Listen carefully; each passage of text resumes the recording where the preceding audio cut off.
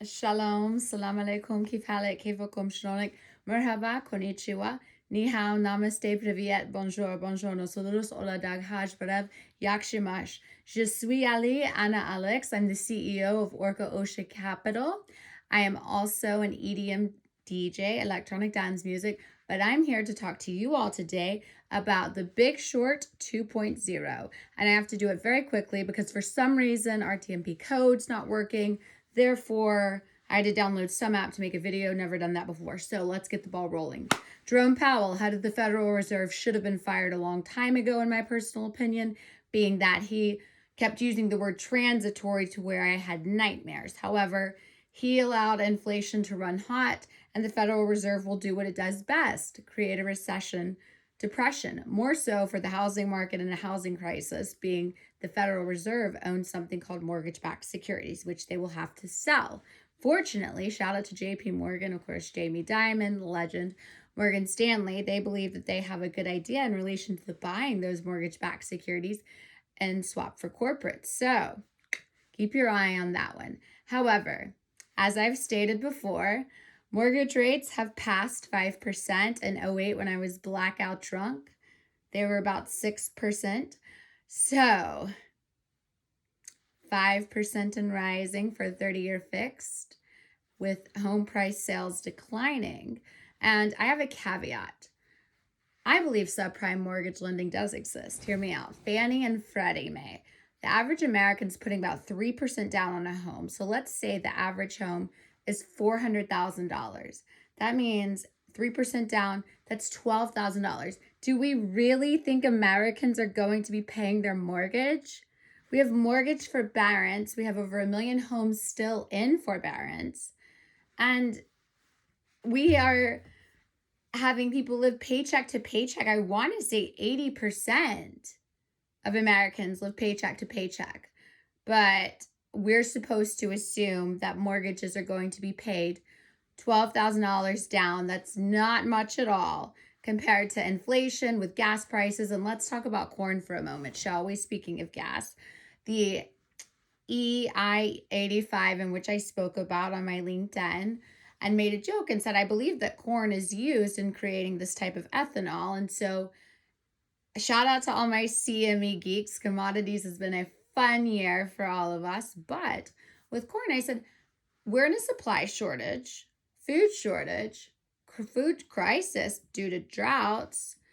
And we need now to use corn to make that type of gasoline to lower gas prices.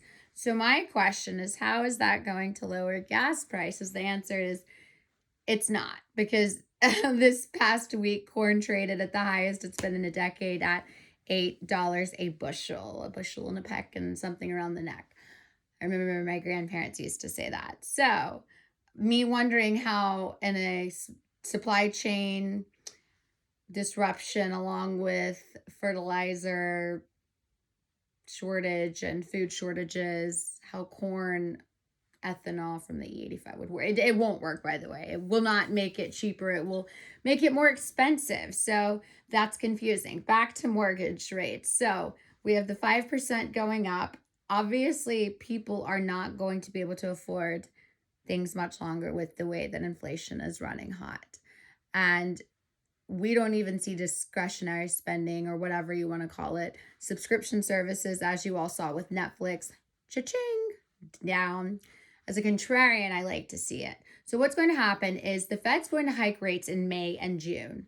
Probably 0.5. I'm going to play it safe and say 0.5. I'm not going to scare anybody, if you will. Granted, I don't know who the fuck is scared. If you're scared now, then whew, God bless you, baby. Non depende si ne sentes privo toi. But when they hike rates, it's going to affect the housing market. The Federal Reserve also has the ability to affect valuation of the housing market, being the banks doing the mortgage lending, borrowing costs, etc. Who the fuck is going to be qualifying for these mortgages or loans for a home if we are in an economic depression and based on going from Steve Jobs to no jobs? This time last year, we had 6 million people file for unemployment. Hamdulillah, this time we only had 185,000. what's going to happen when the Fed is raising rates and simultaneously shrinking a balance sheet, selling mortgage-backed securities, and an influx of home hits the market because while supply and demand, also summertime, convenient. And we have a stock market crash because, well, what goes up must finally fucking come down. And as a contrarian, I couldn't be more excited. However, I do believe a Bigshort 2.0 is on its way. I think we're intellectually dishonest to not say the Federal Reserve hiking rates at arguably the worst time possible after going from freedom to free stuff on the fiscal side of things. The Fed Reserve said, we're just going to wait it out. Transitory. Oh, fuck, let's just go ahead and 8 out of 9 recessions have been caused by us. What's another depression? Let's go out with a big shebang. Sorry for the dogs. One more thing, guys. And CEOs, listen up. For anybody watching a video who has to hear someone say, the Fed prints the money, Fed prints the money. Stop. No, wrong. Misinformation. Report. Cancel that person. And what I'm noticing, and these are people with 300,000 luxury brand degrees. By that, of course, I mean the Ivy Leagues or some college where they can then ascribe themselves to be an expert because they attended for 12 plus years and played about $300,000 plus for getting a luxury brand degree, only to tell everyone the Fed prints the money, the Fed prints the money. Banks, institutions, funds. How in the fuck are people supposed to have credence with asset managers or venture capitalists when they are literally telling people the Fed prints the money? Wrong, incorrect, not true. Fire them because God forbid a liquidity crisis is to occur. The repo markets and reverse repos aren't going to really register with them if they don't know how the Federal Reserve works. So fire them. And fire them now. Not now, right now. The Treasury prints the money, okay?